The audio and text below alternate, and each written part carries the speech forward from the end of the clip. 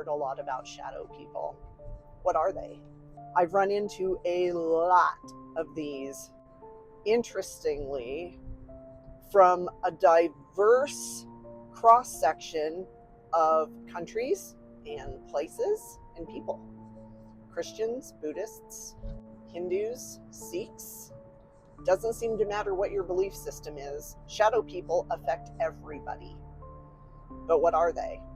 You'll read a lot on the internet about shadow people, and there's so many varying opinions of what they are. And I'm not going to tell you that I definitively know exactly what they are, because none of us do. We're taking information that we're getting from others, so people like our guides, things like that, and it's kind of an amalgamation of information. One thing that pretty much everyone can agree on is they are not from our dimension. They are also not dead people. They are never good. Those are the three things that we can all agree on across the board. So shadow people are most often drawn to imbalance. Praying does nothing. Doesn't remove them. Doesn't matter what faith you are. Your belief system has no effect on them whatsoever. They most often are visible at night, though they can be visible during the day. They've been described as darker than shadows and darker than black. They most often follow an outline of a very tall man with broad shoulders wearing a wide-brimmed black hat. Most people don't report seeing their eyes. I've never seen the eyes of a shadow person. It's almost like they're made out of a really dense smoke, darker than the rest of the room. Children in particular are bothered by them, but what are they? Again, I'm not an expert. I can only tell you what my guide has said and what most people commonly believe. It's believed that these are interdimensional beings, so I realize how utterly insane that sounds, but here we go. Interdimensional beings that often are watchers. Not saying that they don't interact with the living. They definitely interact with the living. It's almost like they bring chaos and they want to see how we deal with it. They can physically harm us. They can get in our heads. They can impact our surroundings.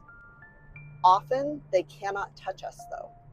They don't seem to be able to physically touch us, but they can definitely screw with our surroundings.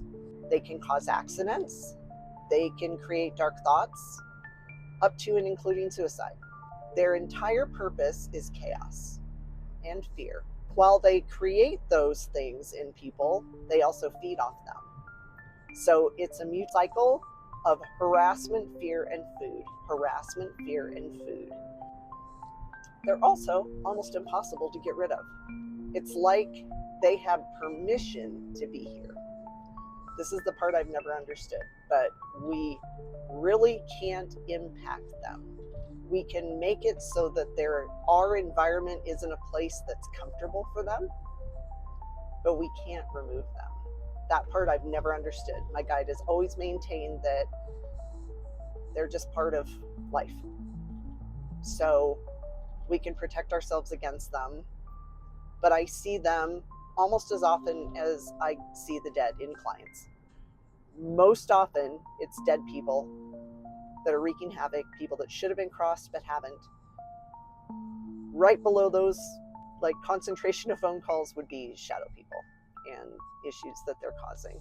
The good news is they don't generally follow people. They can often be associated with a place, meaning that if you leave that place, they don't generally follow you.